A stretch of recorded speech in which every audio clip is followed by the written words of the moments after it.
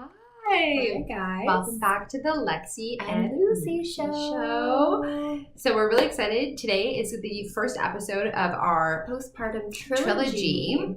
So we're going to be talking today all about physical changes, our bodies from our heads to our toes, including some talk.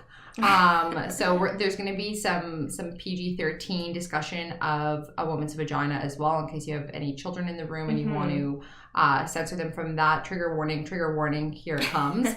So the fourth trimester, as it has become known as, I want to talk a little bit about body image and physical health, and specifically weight loss. I think this is a big one for all mothers. I think a lot of moms give birth and then they don't even recognize their body after. Yeah. They look at themselves in the mirror and they're like, wait. Like in the hospital, and it's just kind of like, who is this superwoman who just like had another human exit her? Where are all of these lumps and bumps going to go? Yeah, exactly. So in my own experience, after 3 pregnancies, I told this to Lucie, I have lost over 150 pounds from the three combined of all the weight that I ended up gaining and then losing again. So with my first, they say that you're supposed to put on anywhere between 20 to 40 pounds, basically. With my first, I put on 70 pounds. So the reason for this is within the first trimester, I went a little crazy. I was just like, I'm pregnant. I'm going to eat everything. This is the time. Yeah. So treat yourself. Yeah, exactly. And so I just found out that within the first trimester, you're only supposed to, according to doctor websites, put on 2 to 4 pounds within the first 3 months of pregnancy, which is crazy because the first 3 months with Theo, I didn't have nausea. I was just I think I put on like 20 pounds in the first 3 months. I think I put on like 5 to 10, not a lot, because I had a lot of morning sickness. But so I think like the average amount that people actually do put on is about 35 pounds, I would say. So I put on about 30. Good for you. Did you exercise while you were pregnant? I did. I made sure that I did a lot of weight training in like the first trimester as much as I could without like feeling nauseous, light weights. Yeah, and then the second and third trimester, I did a little bit of like yoga Pilates classes and mostly did YouTube yoga sessions, which were really good, and they were really short, like 15 minutes, and that was enough for me. So I'm like very anti-yoga. We can get into that in another episode. Like I think it's really pagan. Sorry, that was a trigger for you. I'm sorry. But like any sort of Pilates, I think is really great, like stretching and really how I saw it in terms of pregnancy and delivery is that like delivery is like running a marathon. You kind of have to train for it. So despite the fact that I became quite plump, I did really keep up an exercise routine, whether it was squats or going to Live Green, doing different Pilates workouts. And I did a lot of like bar classes. I don't know if anyone knows of this, where it's basically just like very light weights and sort of just like moving up and down, but like without jumping. A lot of stretching too. Walking is the best. Walking is the best, absolutely. Yeah. And I remember after I gave birth to Theodore, he weighed about 9.8 pounds. I've mentioned this before. He was a huge baby. Big boy. And he was a big boy. He still is. He's a big boy. But healthy. He's like sturdy. He's not like, he's a little bit chubby, but he's not fat.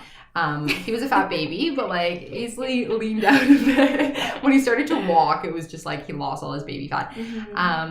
Yeah, and I remember learning in the breastfeeding class that, when you breastfeed, you're losing calories. So it's important to eat an extra 150 to 300 calories a day. Now, this is to keep your energy up, but also if you've put on anywhere between 30 to 100 pounds when you get pregnant, which some women do, those extra calories that you're burning through breastfeeding, you might not want to actually be replenishing them. And I think that this is really sort of the core of my issue with postpartum weight loss, is that a lot of the time we are in a sort of postmodern, post-feminist phase where it's really encouraged to look at a woman who is medium size or in the plus size department and say she's beautiful and she's healthy and all of this. But I think it's perfectly okay for a woman who might be in that range, who wants to lose, for us to to be encouraging of that woman as well. And I don't think that it's, I don't know, like if, you know, I joked with my last, with Max, like, you know, I lost the weight very, very quickly. I mentioned that he wasn't taking the bottle, so I was breastfeeding a lot, and I wasn't eating extra calories from what I was when I was pregnant. It's really simple input versus output. Yeah, it was a little bit different because I kept my pregnancy diet like well into the 4th trimester, and I was still eating so much, which is really common. During the nighttime feeds, I always had like 1 or 2 snacks beside me so because that I could you get snack. so hungry and thirsty too. Not to mention you need to drink a lot of water. But I still managed to lose, I think, like 12 pounds in the first couple months. Oh, good for you. Just like on its own, breastfeeding and doing walks. I wasn't even exercising that much. Yeah, like I remember too, like I wasn't exercising the first 6 weeks. I definitely was eating like a little bit more high calorie sort of cheesy foods and things like this because you do get so hungry when you breastfeed. But I remember in the middle of it, I was obsessive, like in the middle of the night feeds, not every time, but like especially if I had to run to the loo, like I would stand in front of the mirror and I would just do like arm presses with no weights, and like it would hurt. Like I'd be achy because I was so, like right after you give birth, like your whole body just like you get hit with a Mack truck, you know what I mean? But it was just like that little sort of every single step counts. Those are the best kinds of exercises to do when you're looking to get back into exercise. I think you need the doctor's clearance after 6 weeks before you can start exercising again. I think I waited until 9 weeks just because I wasn't ready yet. Yeah, and you guys know when you're ready. Because you just don't want to force yourself into it. You don't want to do high impact because a lot of the times when a woman has tearing, and plus like you're bleeding, like you can bleed for up to 8 weeks after you deliver. And so if you're bleeding and you're doing high impact exercise, like it can actually digress your healing. Yeah. And I've heard that you can if you exercise too intensely right after you with give your birth, abdomen. Yeah, it's called ab dislocation. Not dislocation. No, but it's basically when the abs like separate. Separation, yeah, that's it. Yeah, there's a technical name and I wish I remembered it right now.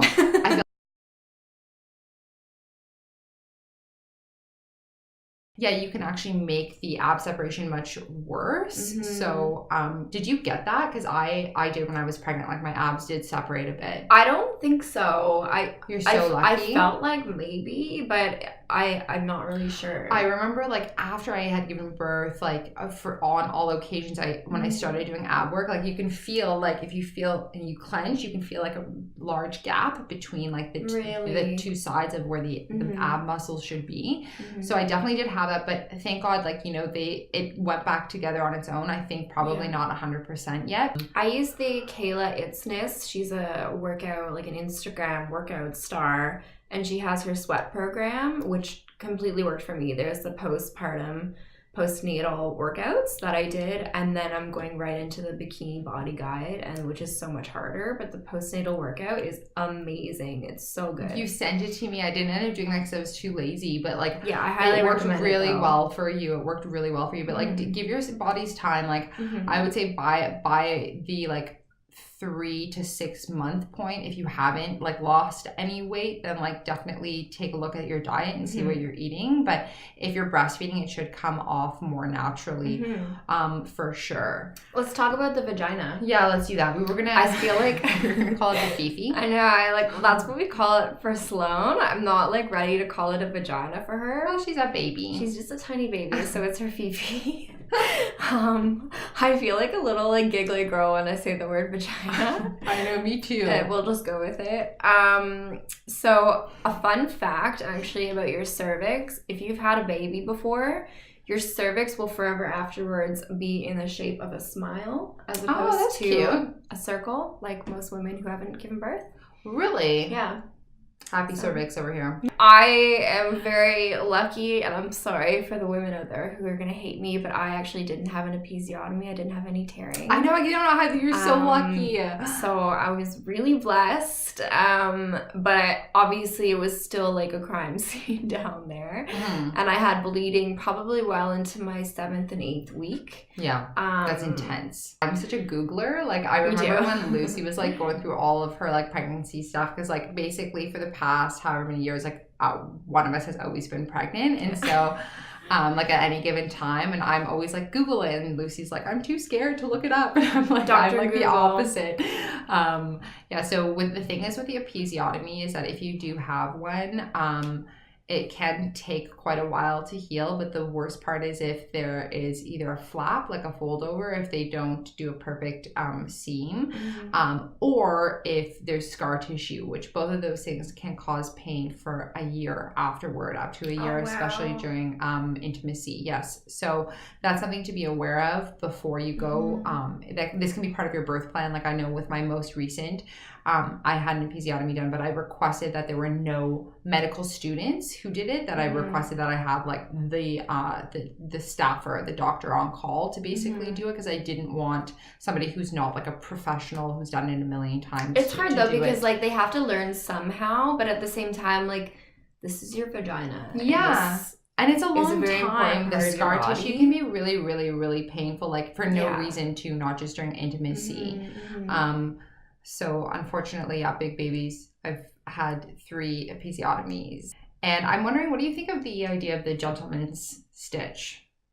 What's that? So it's where they basically ask the doctor to put like an extra stitch. Some people say this is like a sign of the patriarchy, and it's like, oh my gosh, is this to like sort of make you a virgin again? It's the idea is to make you tighter, but the thing is, it's so ridiculous because it's just the opening, so it's not actually like it won't affect. But yeah, that's basically the idea.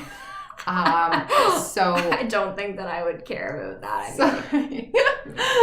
Back in the good old days, like slip the doctor a 10, like. Give her the gentleman's stitch. So funny. I'm not for it. I'm not against it. It's everybody's own thing. I don't really think it makes a big difference, but I have spoken to a doctor about it, and an OB, and she said basically it's like you can't actually really do that without like harming the patient, because it can it's like not natural. Like you can only go, I don't know exactly how it works. Sorry, ladies. Once you lose your virginity, that's it. Yeah, especially after you have a baby. Like you're no immaculate conceptions here. If you get an episiotomy the first time you give birth, is it more likely that you're going to tear the next time? Yeah, absolutely. So some doctors, what they even do is they don't allow for the tearing to happen. What they'll do is they'll cut along the previous episiotomy like line, which is actually what I had my second time, because if you tear, what can happen is that you can have like a really, really extreme tear, and to the point where it can go right through the back, basically. And so to prevent that, sometimes doctors think it's better to cut the woman open along the same scar line, basically, where she had the episiotomy. So yes, you are definitely more likely to have one in the future with future babies. Interesting. Okay, yeah, so I was gonna say like head and feet. This is something that happened. Head and feet.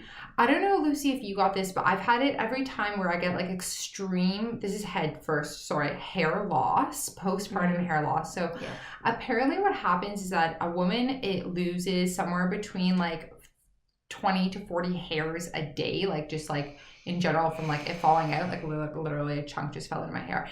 And when you're pregnant, you don't lose hair naturally from your head, so there comes a period. Your hair's supposed to get thicker when you're pregnant. It gets thicker because it doesn't fall out, so you're not losing those extra hairs that just naturally come out. Although I didn't find that. I didn't feel like my hair was thicker at all. Your hair was very shiny. You always have beautiful hair, Lucy.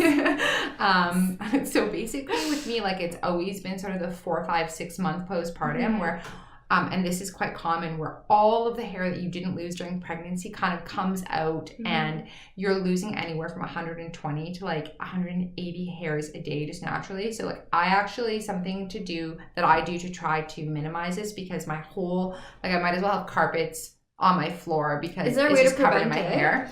there's no way to actively prevent it. You can take hair vitamins, which I've done in the past, but definitely folic acid is something that you should be continuing to take. I am guilty of not doing it this time because I just like need to get to myself to a health food store, but folic acid is really good for when you're breastfeeding and it helps with your hair. You can just get it in a multivitamin too. You can get it. I have multivitamin gummies that have folic acid. I might steal one after this show. And then also my feet, I used to be a size 9.5 feet in shoes. And after 3 pregnancies, I am now a size 11. Whoa! Like 10.5, 11. That's crazy. So my feet have grown like to obscene sizes, and it's embarrassing. I had some swelling, but luckily because I was pregnant in the winter, I don't think my feet swelled up that much during pregnancy, and then I'm still an 8. But I think weirdly my foot has gotten wider.